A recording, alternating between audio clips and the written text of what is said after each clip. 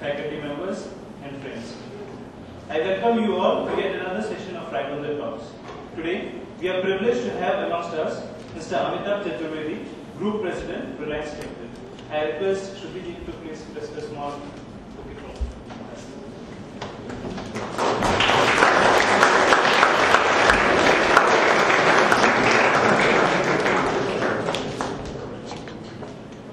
And I would invite our director, Nilima, to introduce the esteemed speaker first.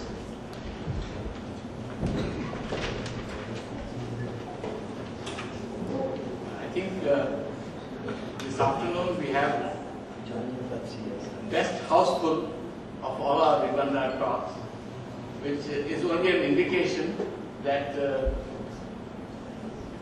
Mr. Chaturvedi does not need any introduction. Nevertheless, I must do my duty. And Mr. Amitabh Chaturvedi is the Group President of Reliance Capital. Neither he nor Reliance Capital needs introduction.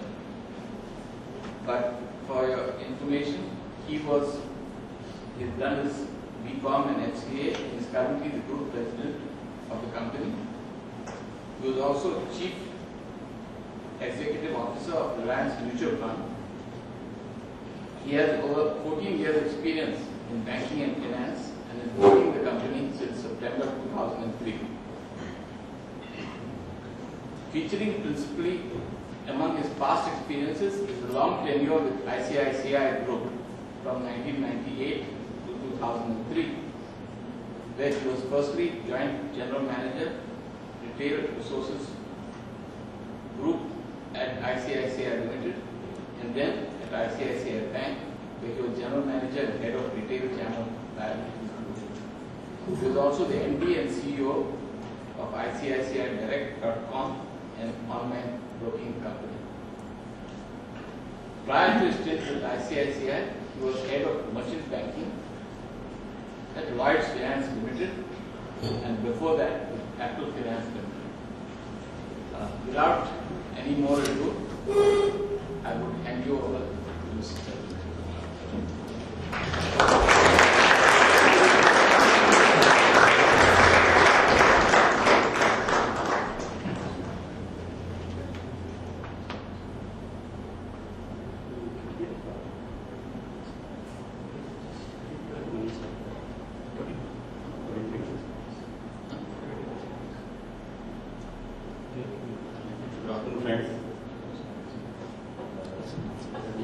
Great honor to be here, and one very light comment before I start my very high-powered presentation here. When I entered this room, the battery level of this laptop was 99%.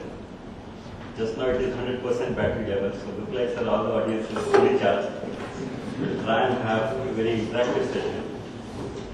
A compliance statement. Whatever I talk here is my personal opinion and personal talk. Nothing got to do with my organization. We at Reliance, we are slightly particular about where all we should appear, what all we should talk. Especially you will see very less of anybody from Reliance in the media. You will see very less of Reliance when it comes to the public forums there. But definitely at Reliance we are very particular about guiding the new generation, especially the student community, where what we feel if we can share our knowledge, we can share our experience, try and answer a few of good or bad thing which is there in their mind. I think we'll be creating a new generation, and we, industry as a whole, India as a whole, will get a benefit out of you. I called up Mr. Das 3-4 days back and I asked him what should be my topic of talking here. Anyway, we will try and talk very general. We will try and make next 1.5 hours as an interactive session. But I wanted to start with some half an hour structured presentation, and he gave me a topic of mergers and acquisition, which I could very much correlate. All the MBA students, the day they join, their perception in their mind is the day they join a company, they'll be MD CEO of that company. And the first work they will do is to buy a company or sell a company. I'm sure the topic you have suggested that we should ask about mergers and acquisition, that normally comes from an MBA student. But the reality is different. I expect all of you to go to a corporate world with a different mindset. Because if you have a mindset of right from the day one, you'll be a strategist, you'll be a planner, there'll be a team to implement, my guess that will be a long entry in the corporate world. So we will definitely share a hot topic about mergers and acquisitions.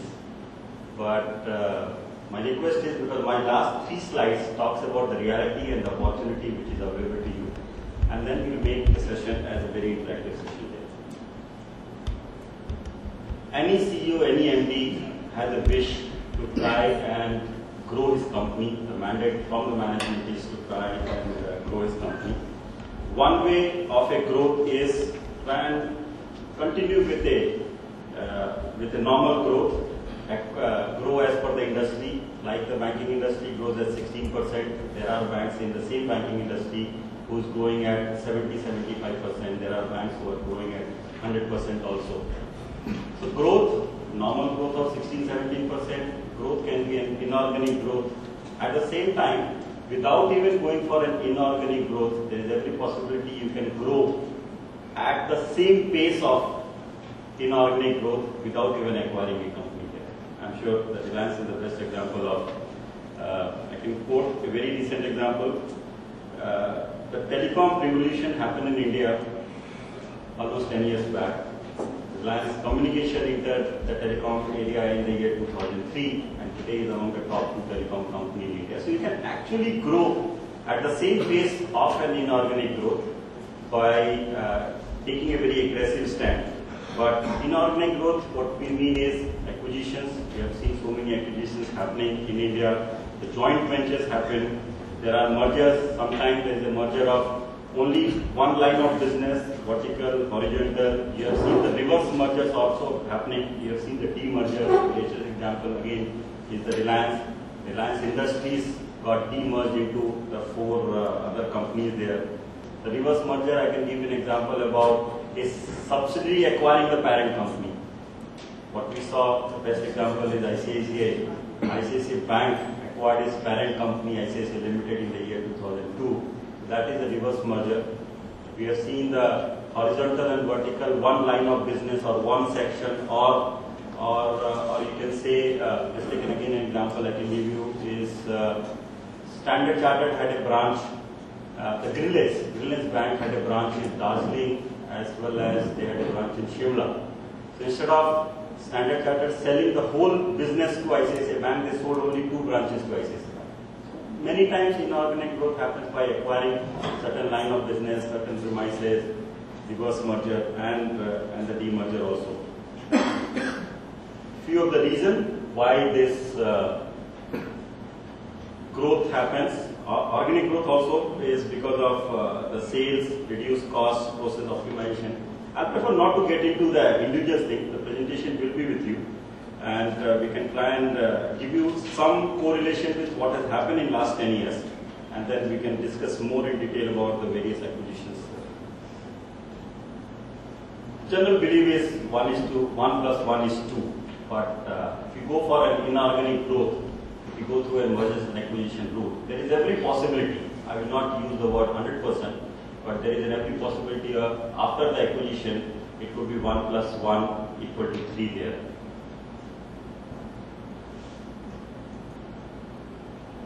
Easier and faster to buy than make. Industry needs consolidation there. Many times, if you all, I've actually carried a good research report done by the McKinsey as well as the Accenture. They talk about the mergers and acquisitions. I'll leave that copy here. Maybe that can be circulated to all the students. You will come to know about do's and don'ts of mergers and acquisitions, benefit of mergers and acquisitions, the danger of mergers and acquisitions, and what is the view of somebody who was involved in the mergers and acquisition there. There is a great synergy. There is a great synergy if we go through a mergers and acquisition route. Definitely the cost, lowering of the cost is there. The sales volume of the merged entity goes up there. There is a geographical reach there. If you acquire one company which is only one part of the world, one part of India or the world, increase your geographical reach there. The tax advantage can also be, there is one company who has an accumulated loss, another company which is making profit there. There is, the normal belief is, why should you acquire a company which has losses? But many times the companies are acquired just to merge the profit of one company and loss of another company so that you don't pay money to the Finance Minister of India and lower the taxes there. There is a debt capacity, many times the borrowing capability also covered by the size of the organization there. So mergers happen to increase the borrowing capability there. And many times one company has an ideal cash where to use it. If the expansion is not happening, they try and acquire a company to use the extra cash which is available. Again, Accenture did a survey about the benefit, what percentage of the population of somebody who was part of the mergers and acquisition, or the companies which did some mergers and acquisition exercise. Their survey says, let's take the 20% of the persons who were part of the mergers and acquisition. They say there was, the last 3 years, they saw the 20 to 40% growth in their top line there.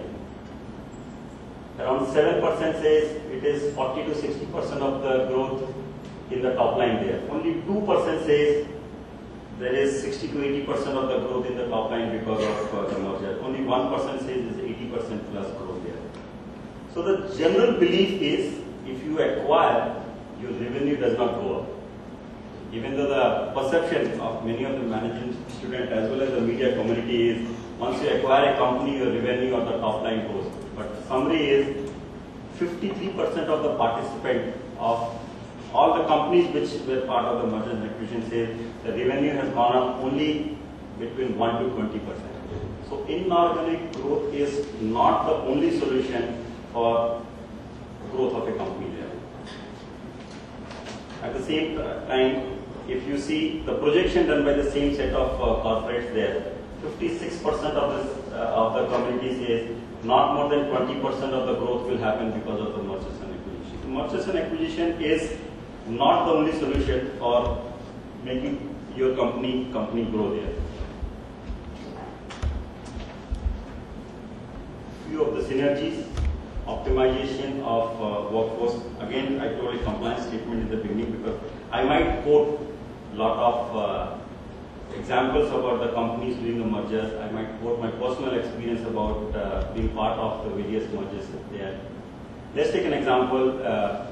We at Reliance Life Insurance Company acquired a company called EMP Sarmar last year in the month of October there.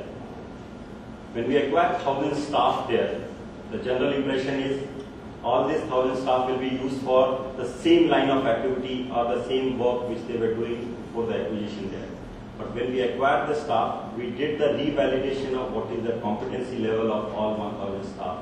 We redeployed the staff, what we felt is the right competency as well as the work requirement there. So there is an optimization happening when we do a merger of two companies there. When we acquire a company, quite likely you get the new technology because of the acquisition there. There is more and more point of presence there because simply acquiring a company, more and more branch network, more and more offices will be there. And there is definitely more and more product line. If you acquire a company, his line of product is also acquired by the acquirer company there. Many times you will see acquisition happening just to eliminate a competition. Again, if you know or somebody who has seen, I'm sure the directors will know this. Around 13-14 years back, one of the leading manufacturers of luggage, he acquired one company. Intention was not to increase the revenue or not to increase the work side. Intention was to eliminate one of the growing competition there. VIP Industries acquired a company called Universal Luggage. And that time Mr. Dilip Piramal, his intention was not he will acquire Universal Luggage, merge that and make VIP Industries as the biggest luggage manufacturing company in India. But intention was if he can acquire Universal Luggage, he can slow down the growth of one of the competition there. And today we have seen VIP Industries has almost 75% market share in the luggage industry in India.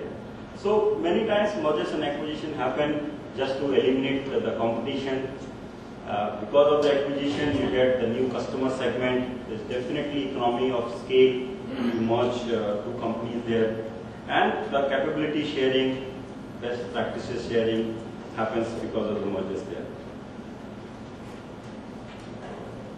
Acquisition is a very, very cumbersome process, and it takes time. I myself, in my last 16 years of experience, have handled three mergers there. Was part of when ICICI Bank acquired Bank of Madura. Was part of where ICICI Limited got merged with ICICI Bank, even though part of the same group. We acquired a life insurance company around a year back. Acquiring a company requires, it's a big task. It is not easy to merge these two companies. On paper, in the boardroom, two board of directors taking a call, okay, let's merge, this is the swap ratio, this, that, is very easy. But when it comes to practicality, the difficulties are far, far more than what is the benefit a company gets because of the mergers there. Again, few of the slides which I have taken is from the same Accenture and the McKinsey report about the legal and regulatory compliance. It's a big challenge. Again, I can tell you from ICICI Bank and ICICI Limited, passing a board resolution was very easy. Calling a shareholders meeting and convincing them how beneficial is the merger is very easy. But when you go back to do the formalities regarding the High Court formalities, when you go back and do the formalities regarding Reserve Bank of India, and over and above, your media is always there trying to find out what is wrong in the initiative which you have taken. It requires patience, it requires tremendous amount of energy to continuously go and fight against all the bottlenecks which is there in the merger there. Merging of two employees, two set of employees is also a big task there. We have tried and showed you what percentage of how serious is legal and regulatory compliance, how serious is integrating the local management of two companies there.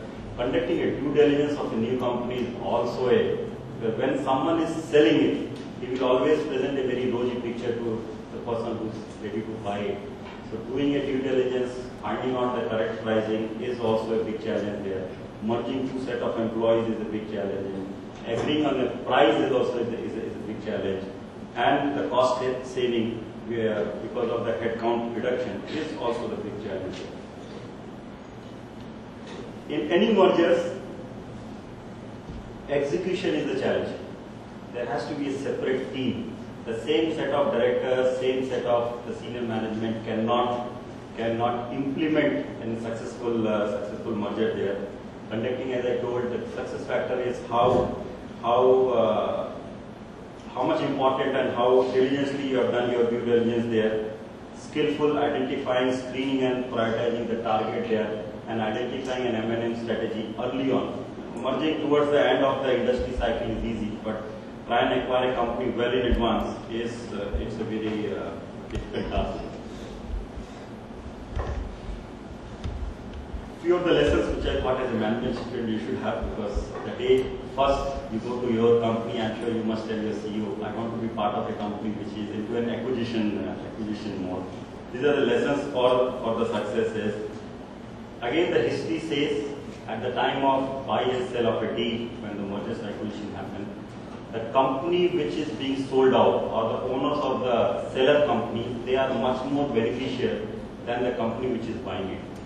Because the moment you buy a company, problems also come on you. At the time of selling it, you sold the company, you got your check in your hand. You can go to Bahamas for a holiday there.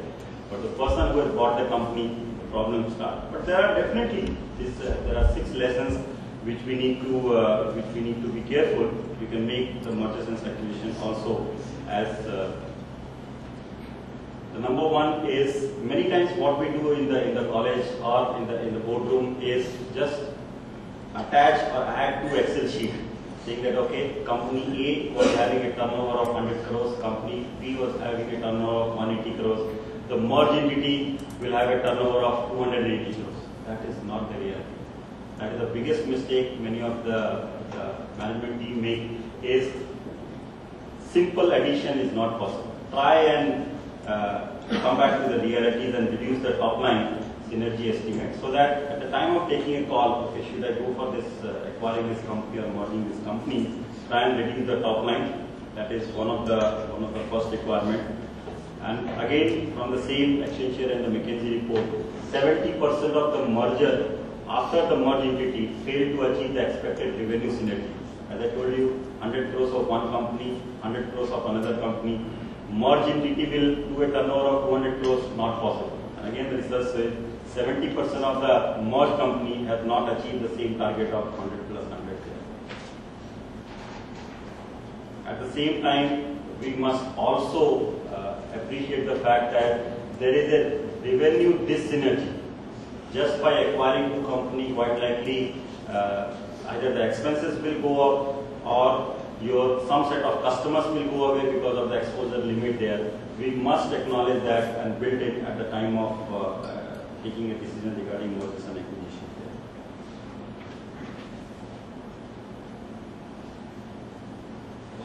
Many times we do not build in the one-time cost. We say, okay, we are company A running, company B running, this is the cost. When the merger happens, the cost will come down. It's not the case. There is a huge cost there is a one-time at the time of merger. The best example I can give you in the year maybe 2000 or 99, when Mr. Anil Agarwal, the Sterlite Group, he acquired Balco there at Korba. I was talking to him one day off the record. Again, don't go out and quote this. I hope this is not recorded in my statement. So he said, and the day he acquired, so much of political nuisance was there, so much of media was there was a workers' strike there. He says, don't worry, I have planned all this on the day one. X amount is also kept to take care of the one-time settlement for every type of person there. And he was right. For at least 45 days to 60 days, there was so much of disturbance in that particular town. For 60 days, there was media just talking about government did sale of that company at not a right price. There was a strike, some politicians were there, and he was very peaceful. And I spoke to him, he says, don't worry, it's a matter of time. And I know what I have to do. I have earmarked certain X amount of money to take care of this type of thing. And after 60 days, he started actually implementing that, and the merger of that Balco with the Sterlite Group has happened. So many times at the time of doing mergers, we have to take care of one-time merger cost and then take the decisions accordingly. Again, two mergers does not mean we will become the largest in that particular industry. Again, very theoretically. Let's take SBI and ICICI Bank merged, and between both of them, the market share of the combined bank would be 50%. I guess that will not be the reality. So just by doing a paper merger, just by doing a two Excel sheet comparison, we cannot take company A, company B and try and add that, and that has to be compared with what will be the reality, the market share, the competition reaction, the customer's reaction, and then try and tone down the projection so that we can take a very realistic call there. Applying outside benchmark also is one of the reasons, because again the same old statement as I told, mergers on two Excel sheet not possible. Compare that with the realities, compare that with the benchmark, compare that with the same type of countries worldwide, maybe developing countries there, and then you take your decisions accordingly. Be realistic about the timing. And, this statement does not apply to Mr. Kamath, my previous boss, because he always used to have 90 days rule there. He says, we have taken the decision today and we have to implement this decision in next 90 days. But many times the management has to be very careful about taking a decision. At the same time, what about the timing? Because there could be the employees-based hurdle, there could be a media-based hurdle, there could be a regulatory hurdle, there could be arranging finance hurdle. We need to inbuild all this at the time of taking a decision and be realistic by what time the merged entity will be up and running. And we can skip the other things there.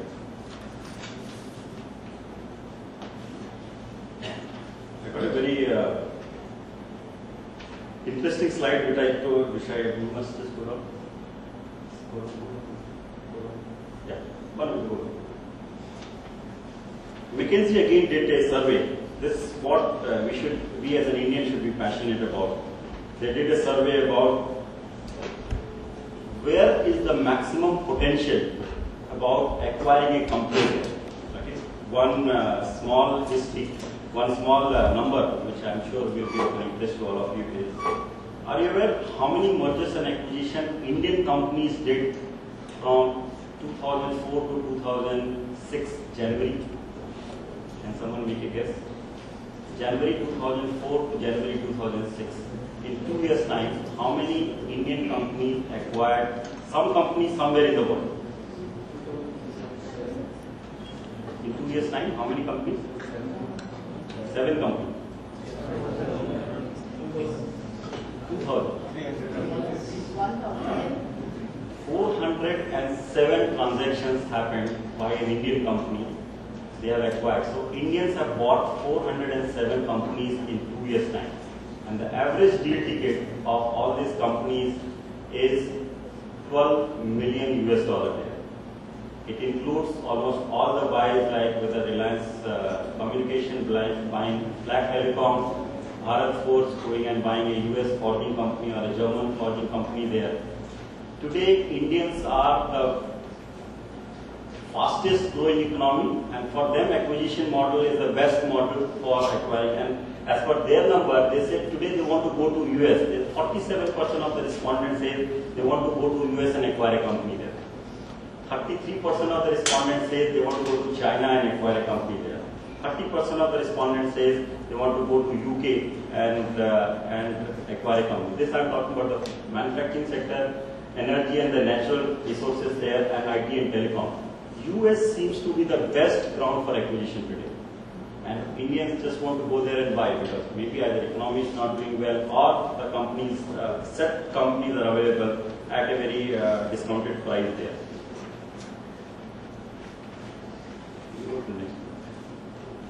This is what you all wanted about mergers and acquisitions. We can definitely discuss, or should we have a question and answer about mergers and go for 3-4 general slides, or should we complete this and then start with the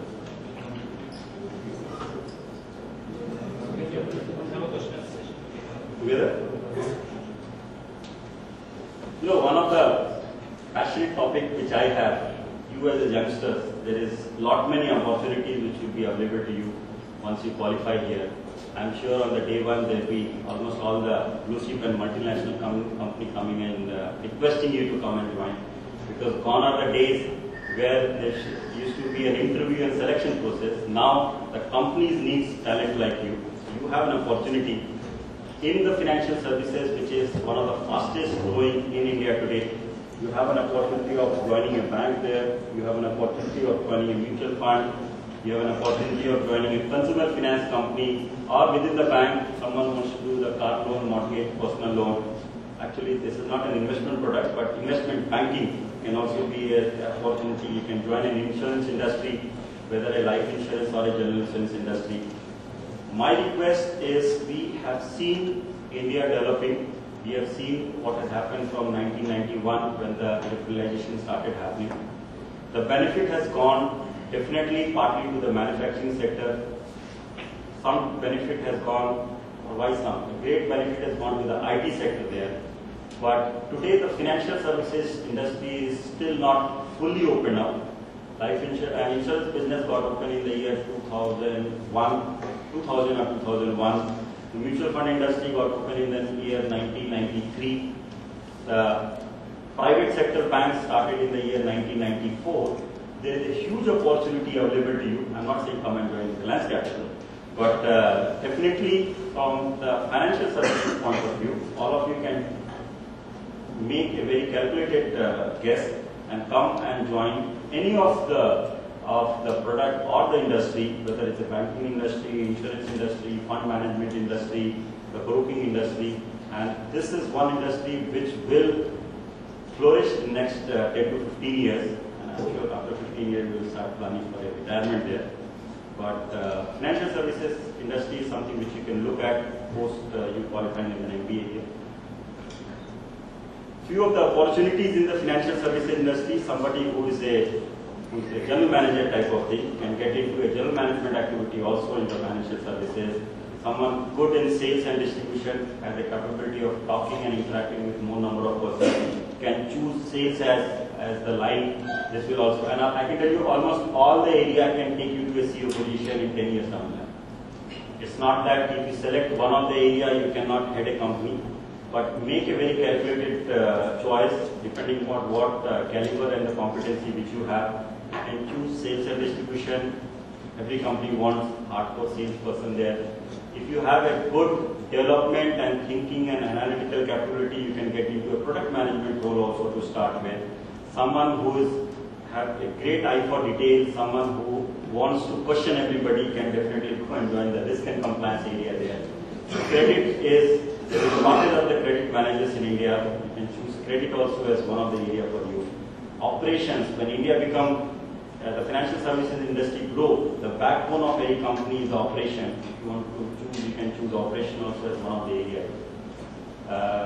Customer service require great amount of patience dealing with the various types of customer, but if you have patience, you can also grow into a customer service. Again, I'm reiterating the fact, if you choose any one of them, work diligently for next 10 years, it might take you to the CEO position of that particular company. If you are good and do excellent in that particular industry.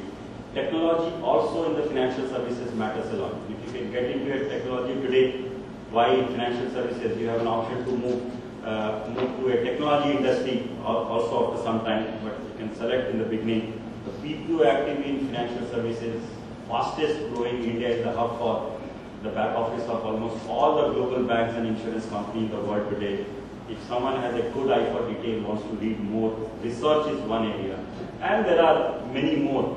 But I thought as a youngsters who will go for an employment in 4 to 5 months time now, you can choose and you can get into any of these areas here. Why I told the financial services industry has huge potential, still untapped. If I can give you a small number, India has a population of 1 billion. And if you take few of the financial product which Indians buy, the number is very small.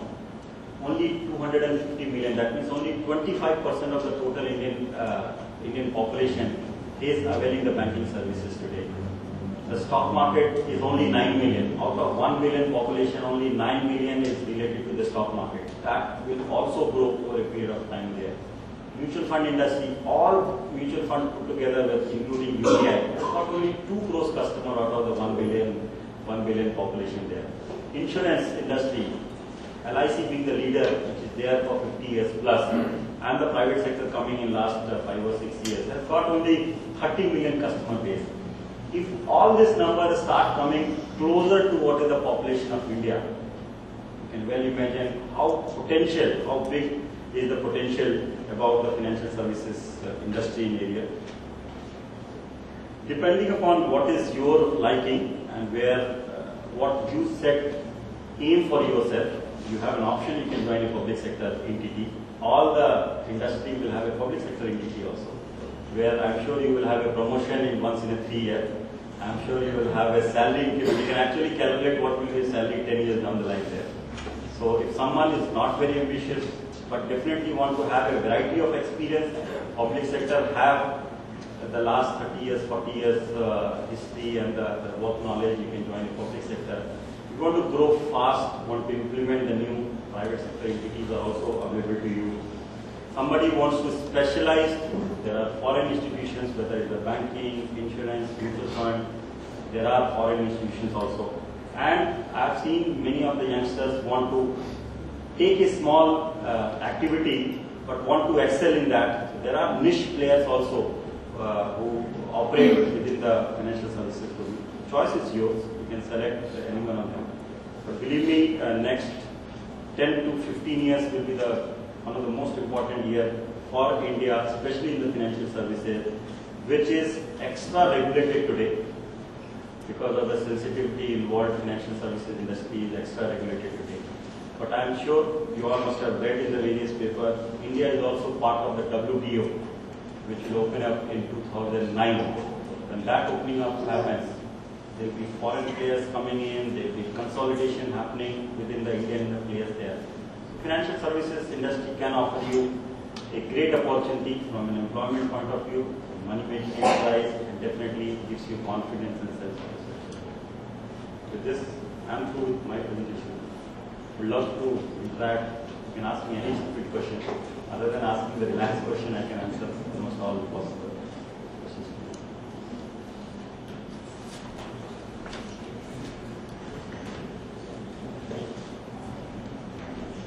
Yeah. Okay. My question is with respect to demergers. Now, firstly, after the Reliance demerger, there was something found that a lot of shareholder value is unlocked when a company with multiple businesses tends to demerge. Now, that also happened with AdLabs. Once Reliance Capital took over AdLabs, the FM radio business was demerged.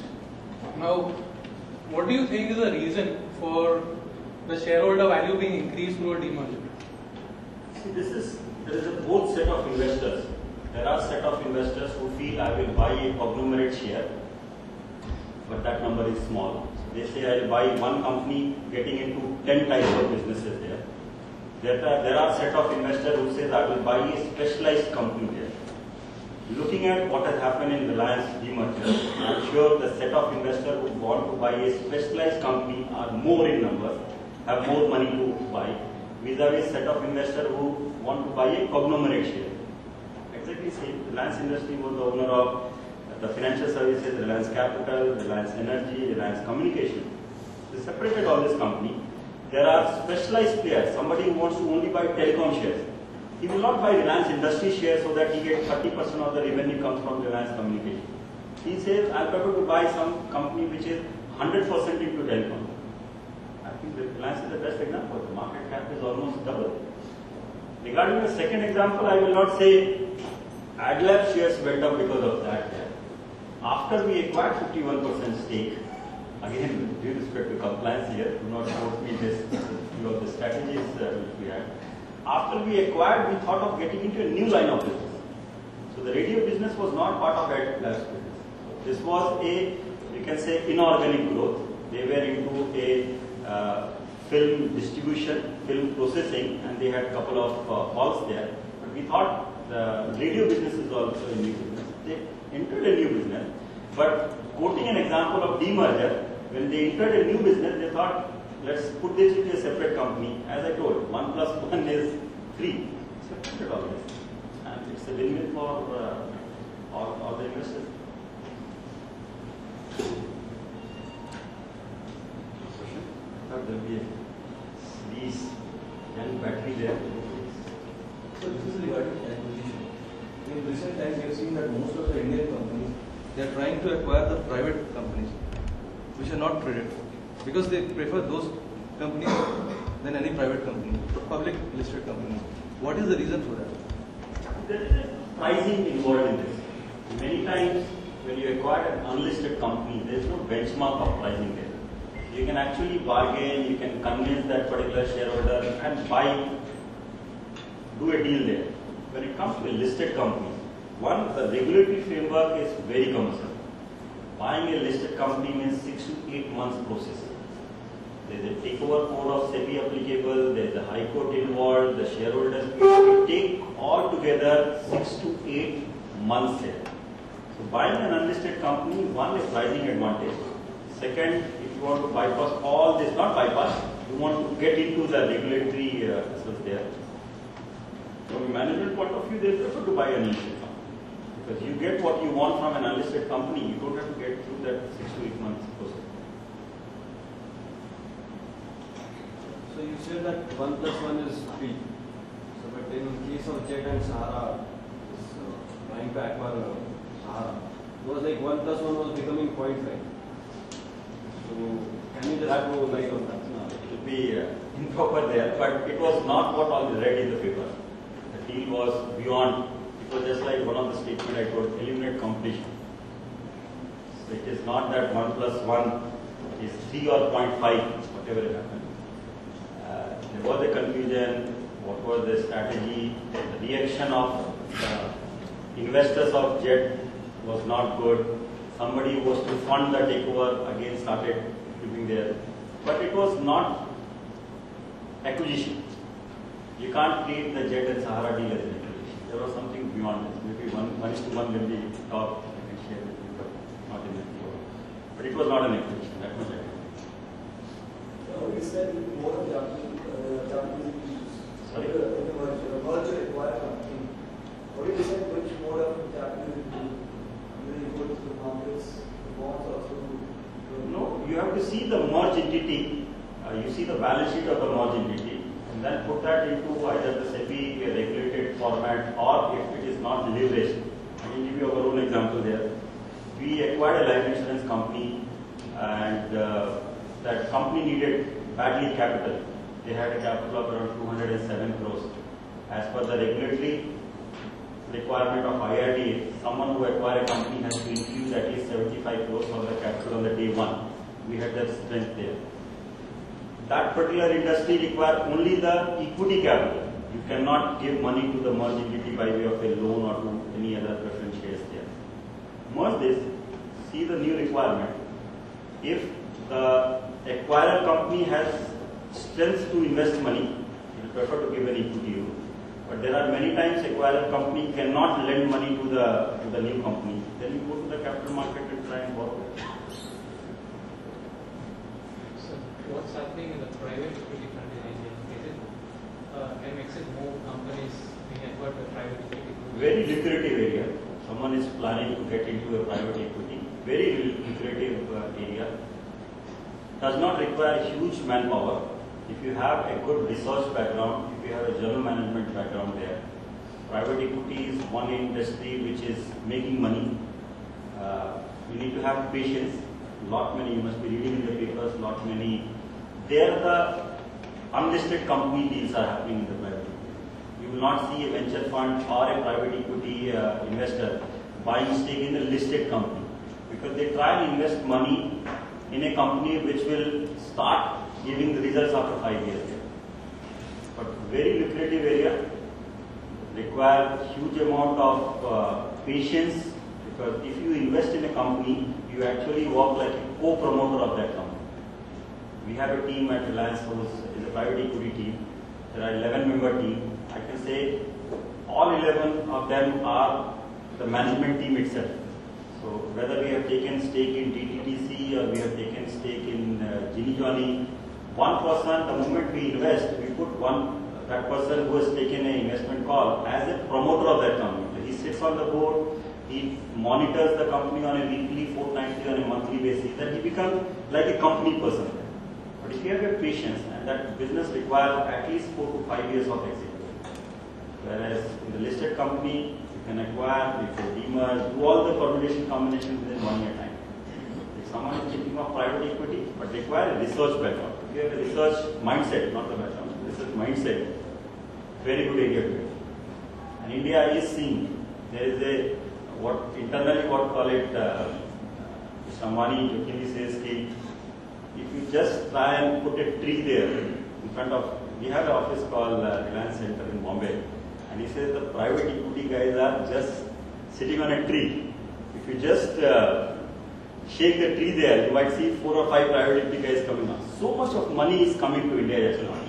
And these guys are here in India just locate some new opportunity there. That industry will grow. India needs more and more capital. The private equity guys can give money to the public.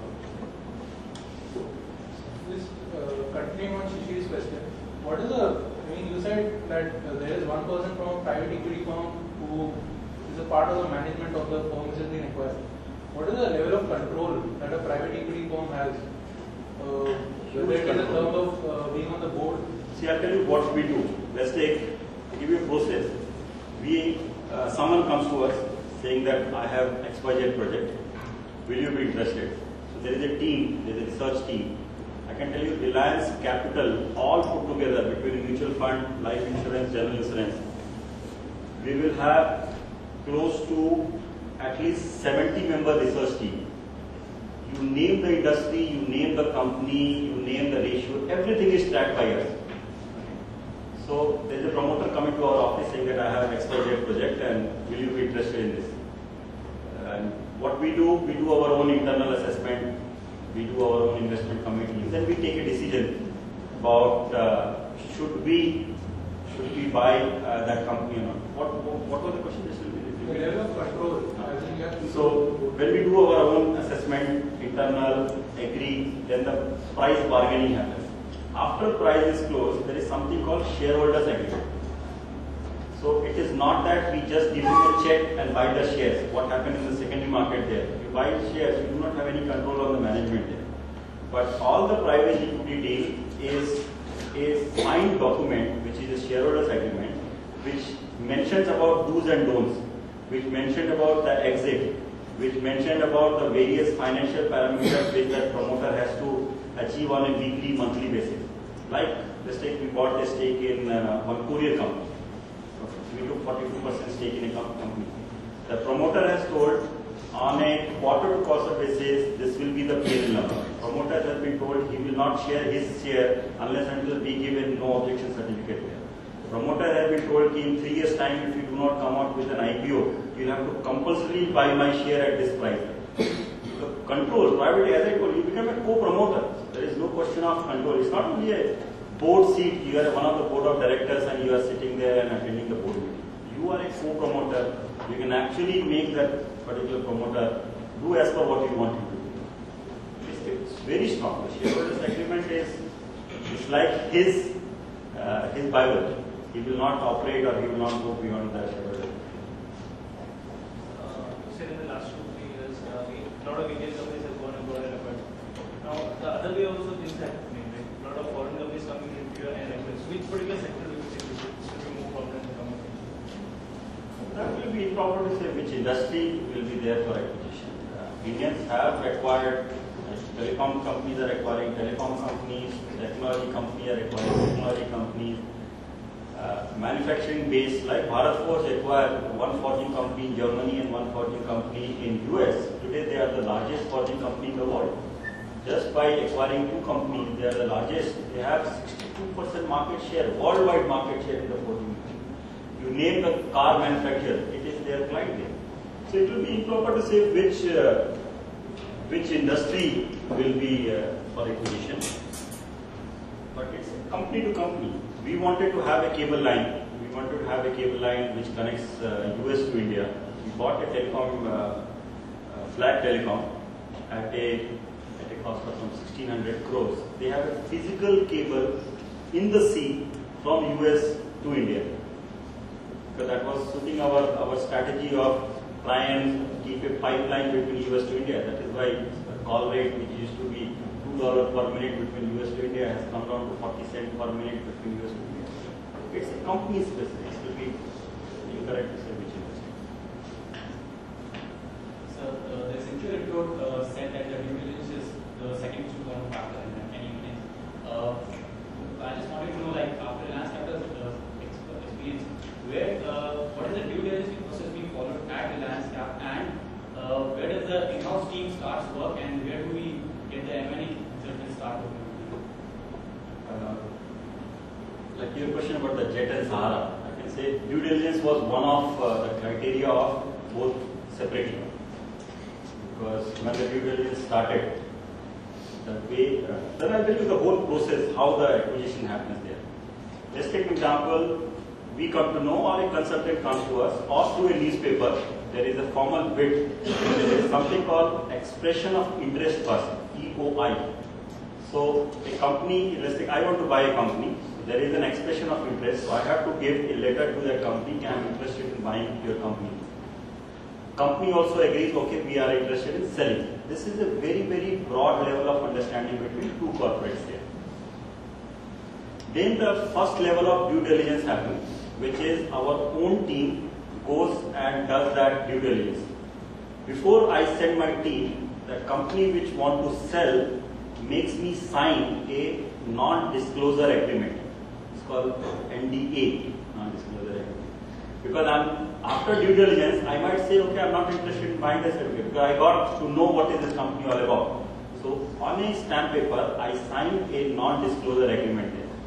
So the first round of due diligence is done by the company itself. Then we decide about the pricing, because pricing is not decided in the beginning. So first expression of interest by me, he says okay, he sends me an NDS, non-disclosure agreement. I sign that non-disclosure agreement. He allows me to go and do the due diligence, which is done internally by my team there. That is not the full due diligence. After the due diligence, I come out with the pricing. Okay, for this particular company, I can pay XYZ as the price there. I send a communication to him saying that I am interested in buying at this price. He also says, okay, let the bargaining happen. He agrees to a price. Then let's take the price agreed is 100 crores there. Then both of us agree, okay, now we agree 100 crores I will buy this company subject to regulatory approvals, subject to the full due diligence. Then what happens? I have agreed for 100 crores. I put 25% of that in an escrow account. That is my first requirement. In case after doing all this due diligence, tomorrow, let's take the same Sahara case if you have the seen. They put 500 crores rupees to an escrow account, saying that tomorrow if Jet says I don't want to buy, Sahara says you made my business model go for a task for 3 months, you need to give me money. So that amount is put as an escrow account, which is used for many things, which is used for something which was not disclosed at the beginning at the time of deal, some pricing, some backing off all the thing, compensation.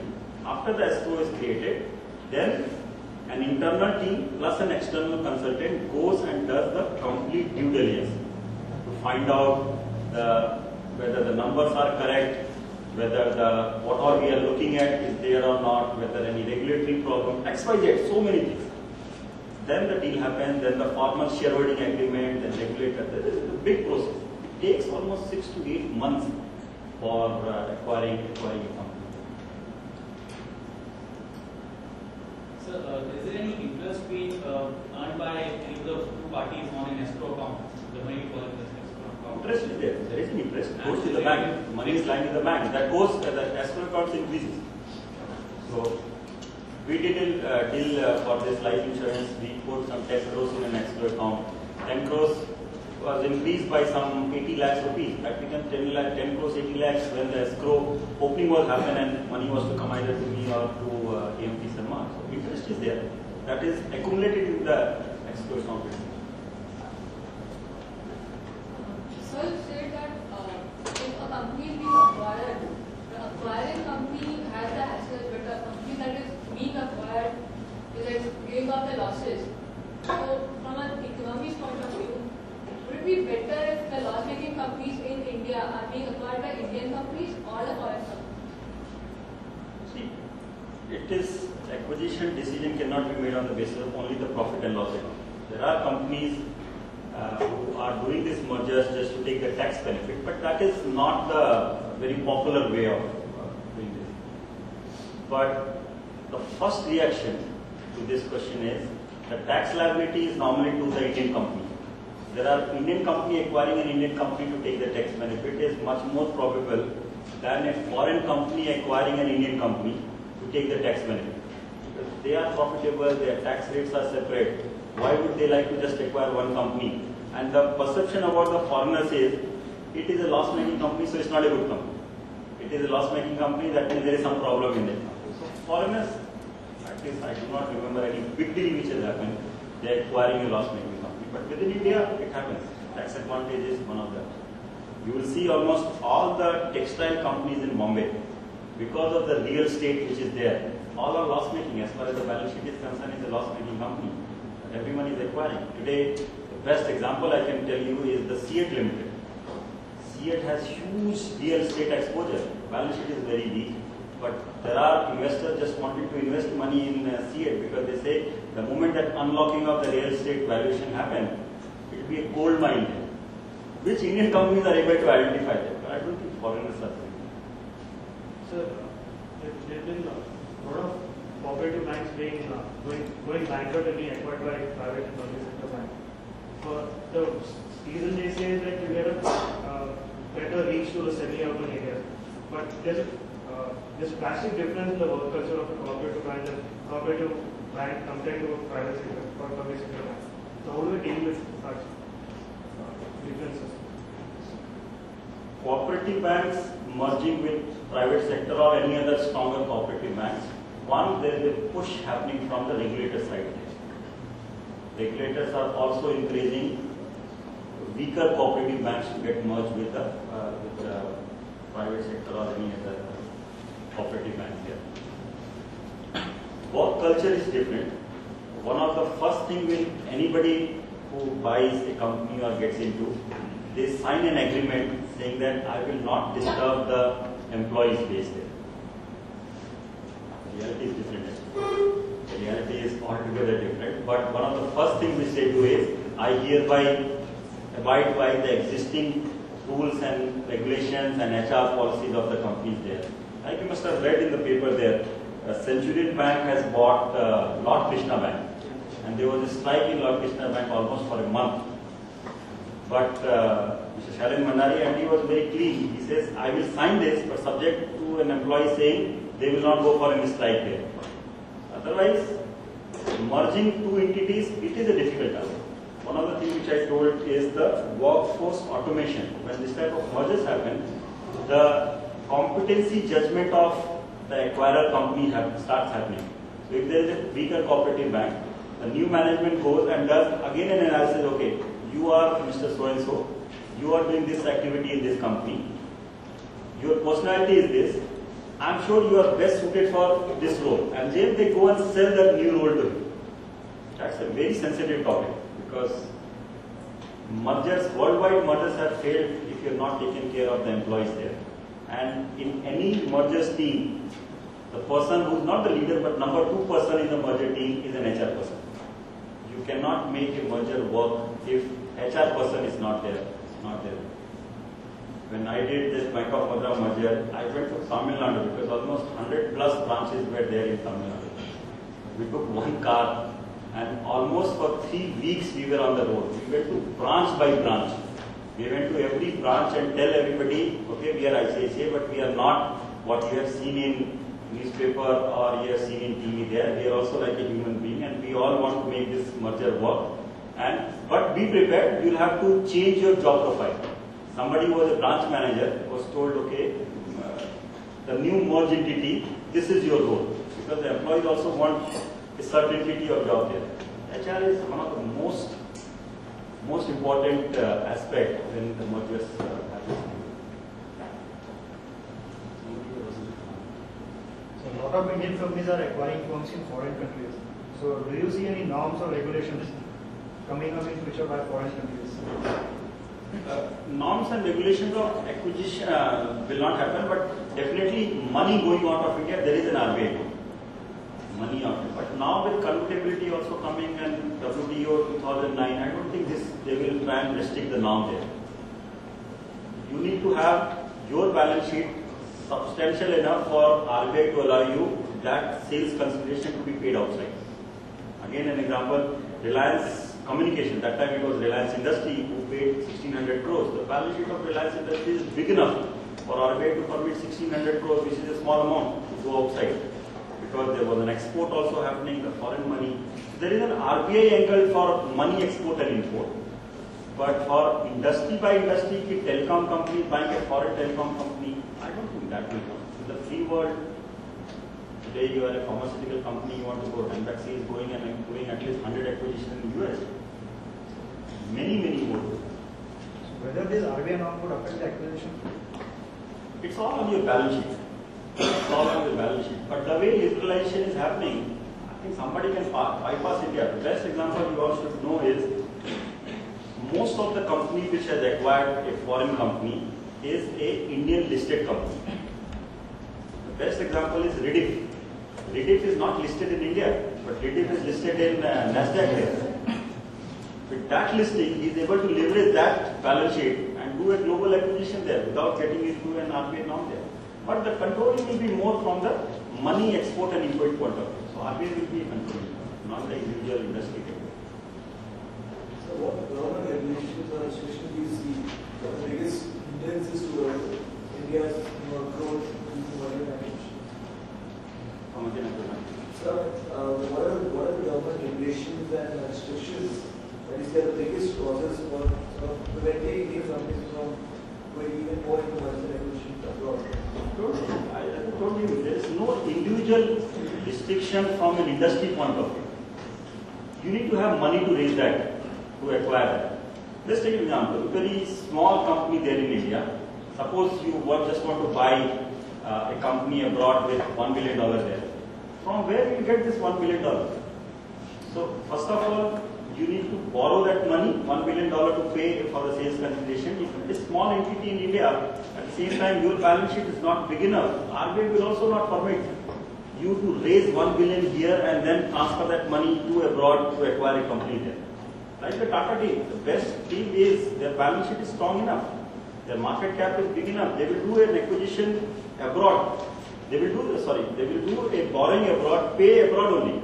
That is coming well within the RBI requirement. But industry-wise, there is no specific restriction. There is no restriction. So many of these are being aware of the earn-out deals. So are they becoming more popular? What is earn-out? Like they are leveraging the future cash flow of the acquired companies. No, that is the best way of the price determination. Everyone is more popular for all these earn-out deals. It is why most popular. It is, I guess, today it's a 50% criteria for deciding the pricing today. We bought DTDC 42%. It's an unlisted company. On the basis of the future cash flow, we come out with a valuation of the company. And then he says, okay, March 07 he'll make this, March 08 he'll make this, March 09 he'll make this. By March 09, if this is the size, by March 09 the valuation of that company will this. Okay, I'm going to give you that 50% of the valuation.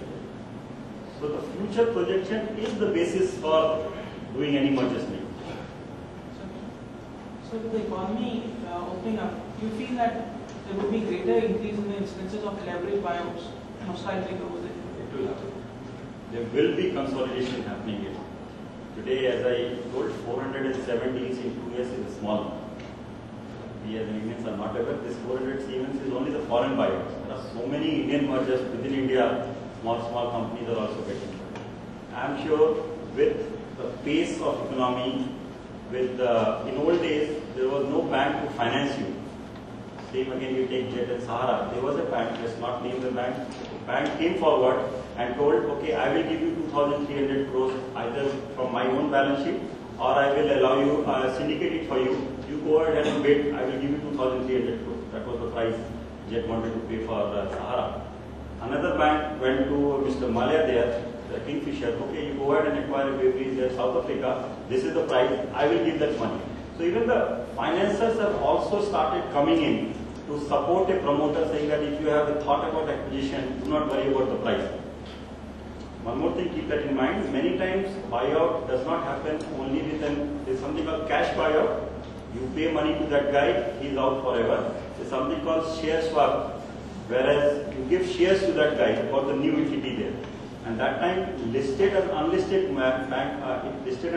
entities merger happened with unlisted guy getting his company listed. The best example I can tell you is, you can take Lord Krishna Bank and Centurion Bank merger. Lord Krishna Bank is an unlisted bank. Centurion Bank is a listed bank. The Centurion Bank told the shareholders of Lord Krishna Bank, you are unlisted bank, by the time you come out with public issue and your shares are listed, it might take time. I will give you shares of Centurion Bank in lieu of the Lord Krishna Bank. Swap ratio was decided. The day this merger happened, all the shareholders got the shares of the listed bank. For them also, their security also becomes listed.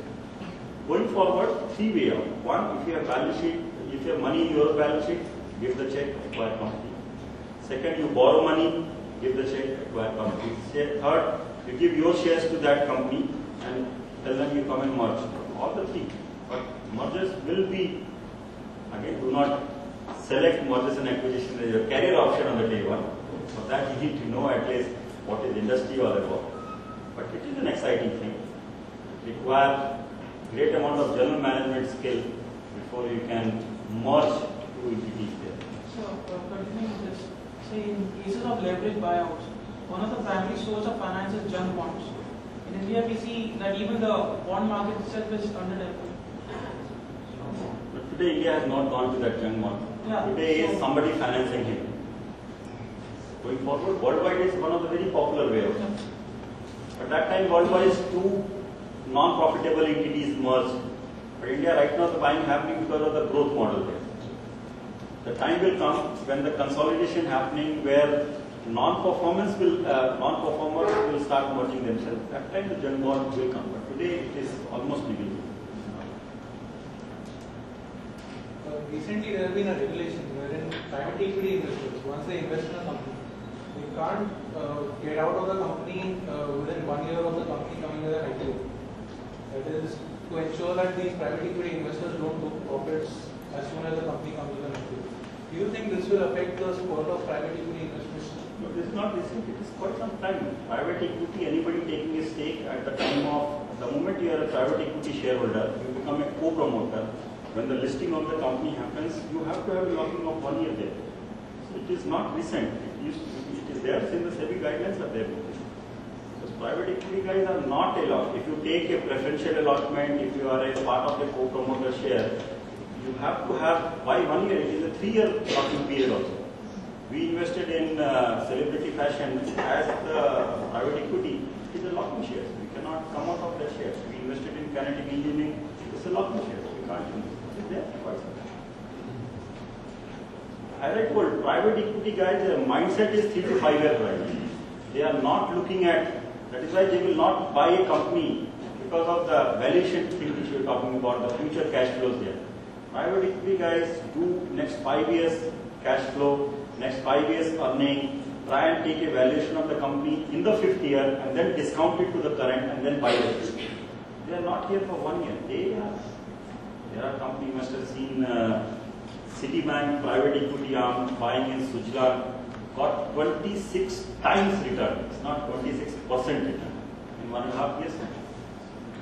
26 times return. I forgot the name. Person who invested in HDFC Bank in 1995. How much times he got the return? Can you believe? He bought the shares at 12 rupees. Today the price is around 800 plus. In 10 years, which industry will give you that time? Private equity guys are the long-term investors. There are no females asking questions. Sir, you have told them not to ask questions. Or only questions was given to the spices guy. Yeah. Right now the innovation is the general insurance system. Sorry, I'm not. Right now the innovation is the general insurance system. Right now it is very limited. The products are still very limited. Because still they are controlled by IRD. How do you see, sir, the effect will be after the re-tariffing? See, you use two different words. Products are limited and de-tariffing. It's a two separate words. I agree with you fully. General insurance companies have not come out with new innovative products like the mutual fund industry or the life insurance industry.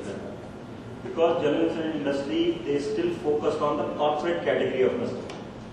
They focused on fire, marine, liability type of policy. They have not focused. The retail product, what they sell is the motor insurance. That's the only product. Almost 35% of the general insurance industry premium happens in the motor industry. No one has focused. I can tell you from Reliance side. We are planning to do something new for the general insurance industry. I can tell you one new initiative. Today policies are issued after 24 hours or 48 hours. You give a premium check, you fill up your form, whether at the time of buying car or the medical insurance there, and policy will come to you after some time. We have imported around 5,000 POS terminals. Have you seen the POS terminal in the shop where you swap your credit card and that? Now our POS terminals can issue an insurance policy. Today, maybe going forward, we will do a market expansion. If XYZ is an agent, he will carry the POS terminal, which is live linked with Reliance server there. You give cash or check to him, the guy will actually enter your name, card number, this, and press enter. It will touch my server, and the policy will be generated from that. So the new initiative will come up, which will do an expansion there. Second, your question about the de-tariffing. We all know, in general insurance industry, IRDA, or there is something called Tariff Advisory Committee, TAC, EAC, which governs what should be the tariff for what type of risk. They try to dilute that in January 2007. first of all, you will see the whole industry, the premium won't coming down. That is one thing will happen. Second, after some time, the realignment will start happening, because in a pricing war, somebody will say, okay, this is the policy, I am going to quote 100 rupees. Someone will say, I will do 80 rupees. One guy will say, I will do 2 rupees only. He can do once. If the claim happens, he cannot pay that much of claim by collecting only 2 rupees of premium there. Maybe after 1 year, there will be an industry-wide norm. May not be a regulated norm, but industry-wide norm. This type of rate, this should be there. And then all will operate from the back. Public sector entities will have a great advantage because their balance sheet is so strong. Today, my Reliance General Insurance balance sheet, the net worth is 140 crores. New India, the net worth is 8,000 crores. I just cannot compete with him. Because tomorrow if he says, okay, for the ego sake, I want to just take that policy, forget about Reliance General. But after 1 or 2 years, the realignment will start happening. Today, motor industry is well regulated. It's so foolish in India. New car gets the same premium, vis-a-vis the same car in the 50th year gets the same premium. All alignment will happen next.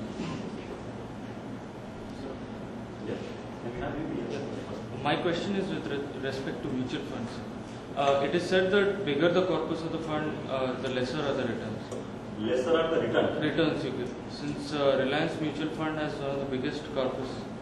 So, could you tell us how it is the normal belief, larger the size, difficulty is there to perform.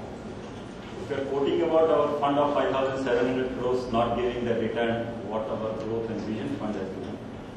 General belief, you are right.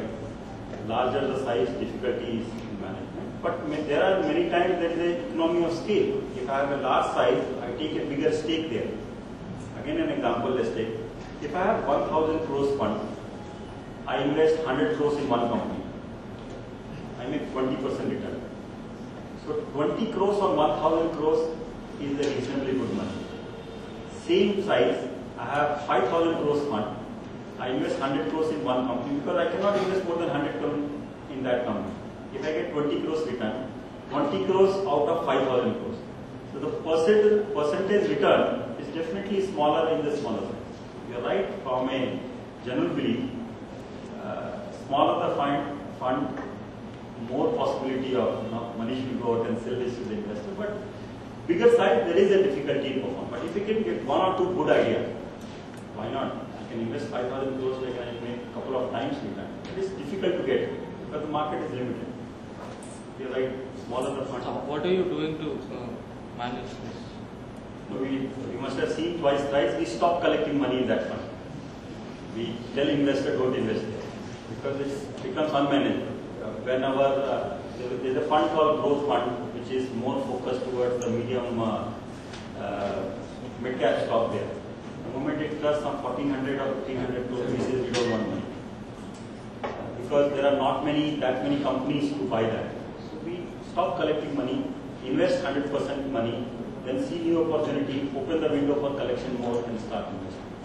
We take this type of call. So what steps the company can take to avoid a hostile? Sorry, I could not. Steps the company can take to avoid a hostile takeover?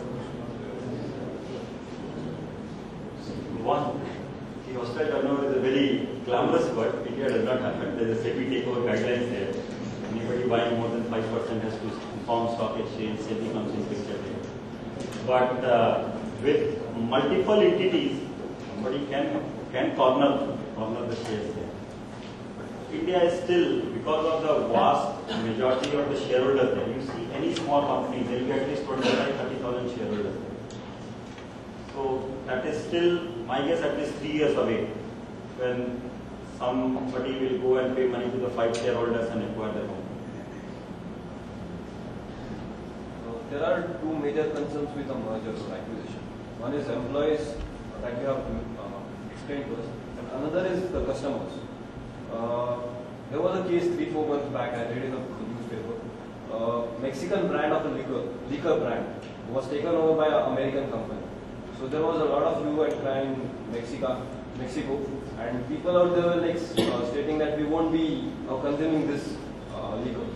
So in such cases, how do you deal with the customers? I don't know about the specific case, but I'm there as a person, I'll continue with both the brands there. Mr. Malia has done it beautifully. Kingfisher has acquired so many brands, but he does not change the brand in that particular country. He continues with the same brand. He's trying to infuse Kingfisher brand over and above that brand. From a customer point of view, he will not even come to know that this particular liquor is from now an Indian acquired company called Kingfisher who sells a beer called Kingfisher. Continue with that brand. And he uses that distribution network, he uses the stockist, he uses all the tires for selling his own brand. So after some time, he got an entry into that country. Why to stop one? If Mexicans are against that particular American brand, continue Mexican brand. So this was more related with national feeling about that brand. Because this brand is not our own brand, it's some other company's brand. So, if you all again want, sometime I'm old, but the best way is in 91, 92, I don't remember when KFC came to India. The best is all Indian companies started saying that it is a chicken company, and they created so much of hue and cry because they have not managed the national sentiment here. The best example how McDonald's managed it. McDonald's started an aloo tikki burger. So nobody can say it is the foreign brand. And KFC started with, I have my own style, in US I sell chicken like this. McDonald's did. His first pitch was aloo tikki burger. So that's okay. So for Indian, aloo tikki is a very known word. So there are this type of sentiment which just cannot be an alien there. There is something called environment management. Example I give you about the Sterlite. When they bought Valco, they did a environment management.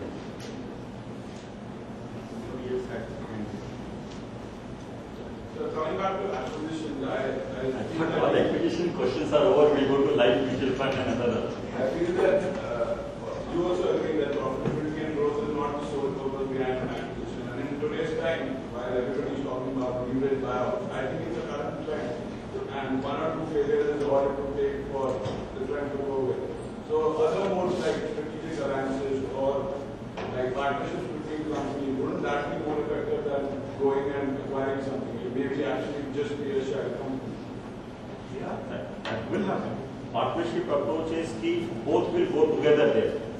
If you read between the lines, you must have read in a couple of days back, there was a news item about Reliance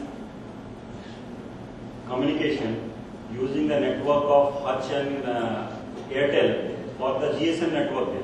We know we can't acquire them, but best is if three of us start working together. Quite likely, we as a whole can do a market expansion. The market is big.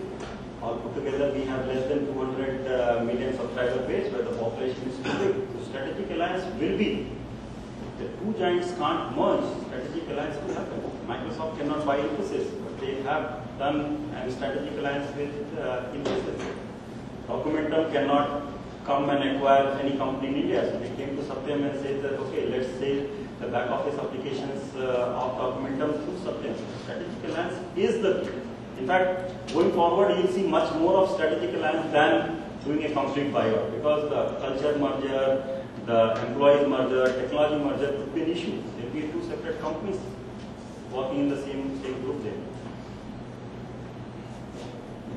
So when the census got stock market question. That is a big compliance related. You feel the one person I cannot give you. Within 1 week, the entire Mumbai was covered with the Tata infrastructure fund. The only single company which is listed first in the infrastructure fund.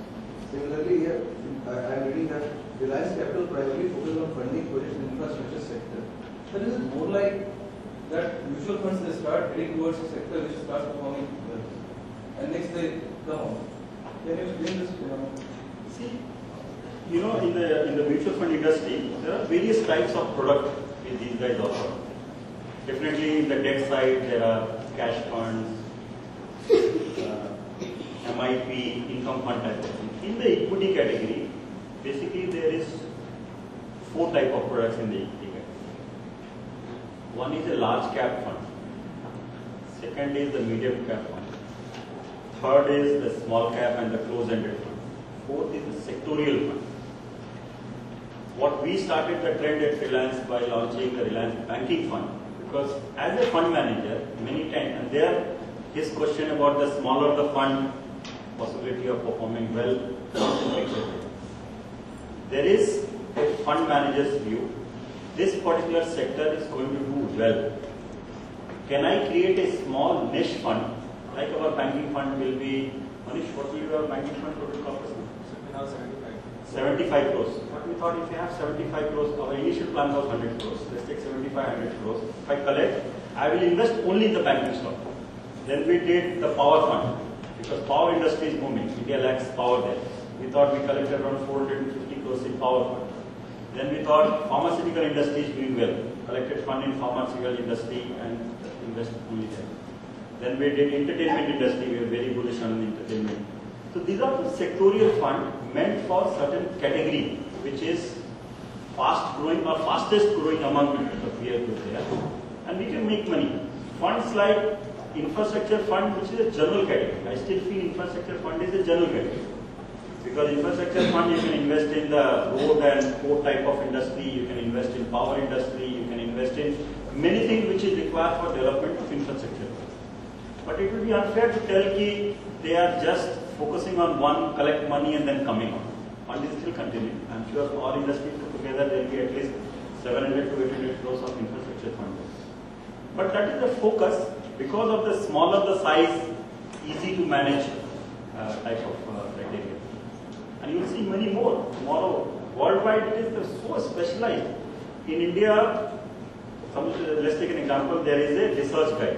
His industry is automobile industry. So there is one person, he says, I am an automobile industry expert. In India, automobile means he will take care of the light commercial vehicle, heavy commercial vehicle, two-wheeler, everything. Globally, it has gone to a specialization. There is a fund manager or research only to take care of two-wheeler industry. India does not have, but slowly you will see this type of new products coming in. Anything which is flair for economy, we will see fund manager also. No question from that side. Yes. With the Indian economy growing at consistently at 8% rate, and with a strong fundamentals, do you see any chance of India becoming a major international financial center, beating that of Singapore or in the near future? No, it will happen. If there is a formal paper, which is there with Mr. Chidambaram regarding creating a financial trade house, something like that. What we have told them is, let's take an example. There is a huge office there in Bombay where you can open an office there, no regulatory hassles of going to RBI, SEBI, IIT, this, that. The moment you open an office there, you are part of a global market. So none of the restriction which is there in India, like you as an individual cannot buy more than $50,000, mutual fund cannot buy more than 1 billion. All this is eliminated by sheer having an office there. It's like a SEZ type of thing. There is a formal proposal. My guess it will be difficult for him at least to implement till 2009, till this government is there. But the way India is developing, the knowledge here is in India. You all have heard about the KPO industry which is moving very fast. I guess over a period of time that will bypass the BPO industry there. Because the knowledge is in there. There are, let's say Morgan Stanley has one office in Bombay where 900 chartered accountants are employed. Their job is only to read global balance sheet. They read global balance sheet, they make report out of this, they do ratio analysis, and these reports are just branded as Morgan Stanley report, and then it goes to all over the world there. So India will be a financial hub, maybe around 4 to 5 years. After the WTO, which is 2009, much more opening will happen. Now female has to ask a question. Just show that we are also there.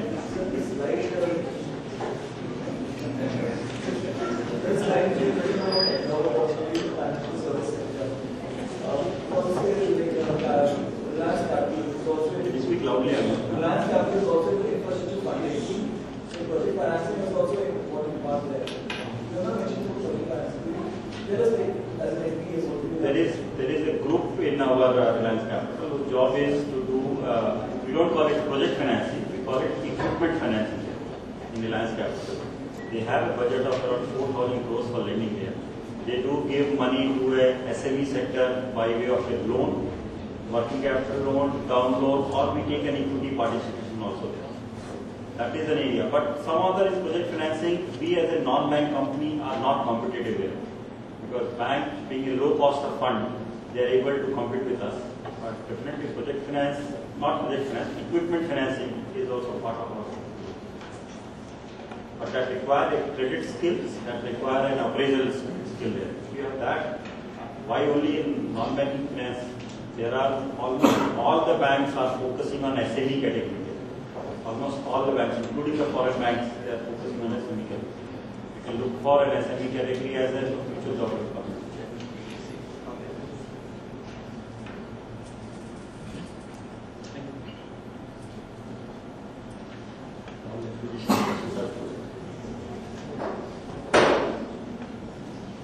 Still feels that women students, the girl students are not that vocal. If you want to go into a corporate ladder, you need to be vocal, you need to express yourself. The new breed of management team in, at least in Bombay I can say, they like somebody who is vocal, forward looking, somebody who is able to explain his feelings. Because there are a number of army soldiers you will get. But person who can explain himself will definitely grow in the hierarchy there. If your mom do not express, you will retire as a manager. Yes, ma'am. Now you go to you must join Reliance Capital. One of the mandates which we have is to have at least 30% of the employee base as women in Reliance Capital. And when Mr. Ambani does our review, in all our companies, our life insurance company, the senior management team I am talking about, it's only one lady there. One, the life insurance HR head is a lady. He has told me the next December quarter when I do a review, I must see 30% female there. I don't know how, from where to produce that. It will come in the senior management. They can come and join us. Yes, ma'am. Okay, with the trend of the public-private participation, what do you think about it? Reliance be going into it also? No, we are into an infrastructure in a very big way. If you are aware about the Bombay metro project is with Reliance Energy. We are constructing a metro, not the underground, the elevated one from Andheri to Ghatopar at a cost of 4,700 crores. The project is with Reliance Energy. We have already started the work there. We are constructing 300 kilometers, altogether 300 kilometers of the national highway in Tamil Nadu there. We are one of the, not the largest, but number 2 electricity producer in India. Infrastructure is, and Reliance Energy has tons and tons of money, and they will employ in all. We wait for Bombay and Delhi airport privatization also. We will not get it, but you must have heard they have announced about 27 airports being privatized. You will see Reliance Energy also taking part in it. This is about the communication. For the last few days, I've been reading the newspaper. There have been cases where government is not allowing some particular companies like say ZT or Orascom and all. So, considering the amount of effort being put in by these companies, say BSNL was in a partnership with ZT for manufacturing. So, how do you see? First of all, what are your views? What is this jetty? I am not aware of the specific. If you can tell me specific, I can answer. These are the Chinese telecom business, and there was a government wanted them to put in the money because of various security reasons. Because all the equipment is being manufactured. There is an FDI of 49% by a foreign telecom company in India. Hutch is part of that. If you see, Vodafone has 11 or 12% stake in Bharti there. So there is no restriction about the foreign telecom company. This all is through an FDI norm there. And in telecom, it is 49% is 49, I guess, which is a 49% is there. So they can take, they need to have a partner there. With a partnership, they can compete it. So my question is, there was an article on Orascom. There was an article against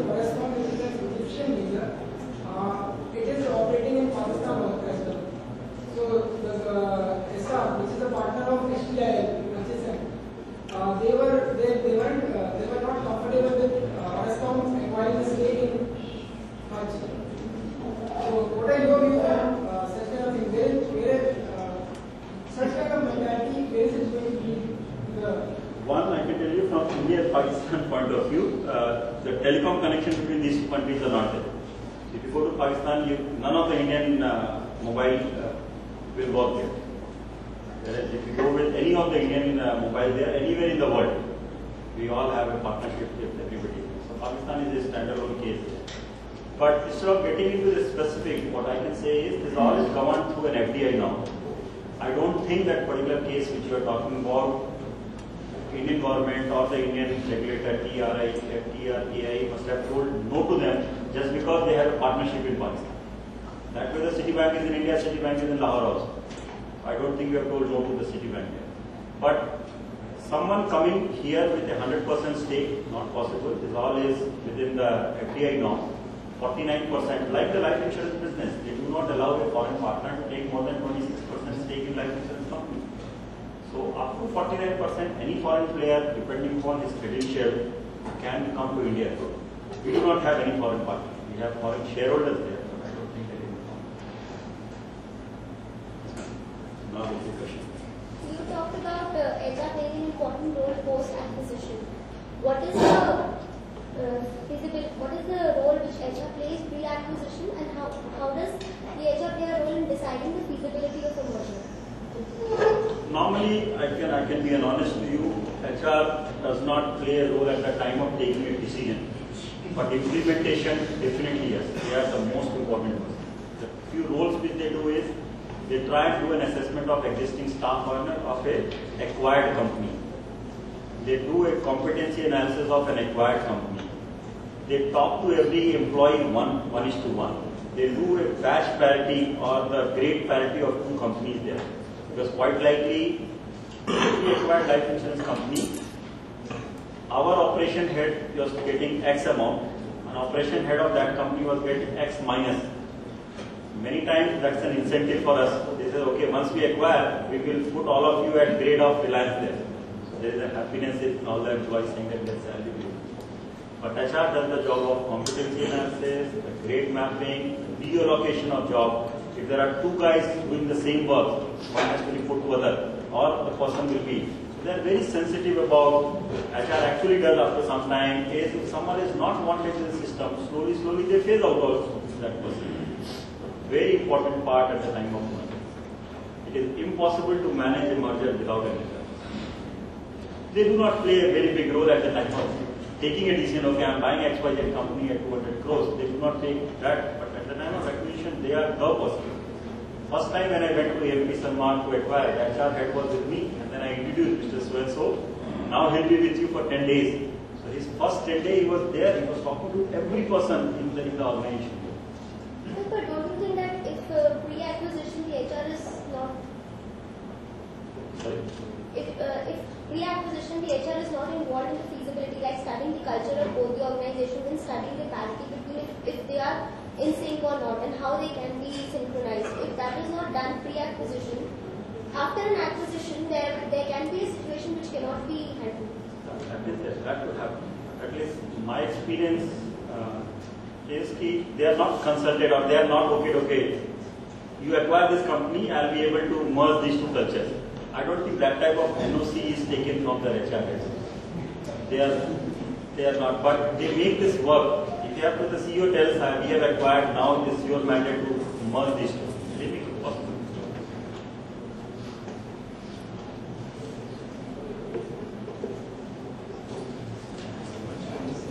Wish you all the best and hope to see you in Reliance Capital. As an open offer, I can tell you. Anybody wants to have an employment opportunity in any of the companies there in Reliance Capital, whether in, I told, sales, research, XYZ, do write me a mail, or I'll send my HR person one day, because we'll be there in almost all the industry, except the bank. We're not going to be a bank, at least for next 2 years. If anybody is looking for, we'd love to have you in our. Thank you very much.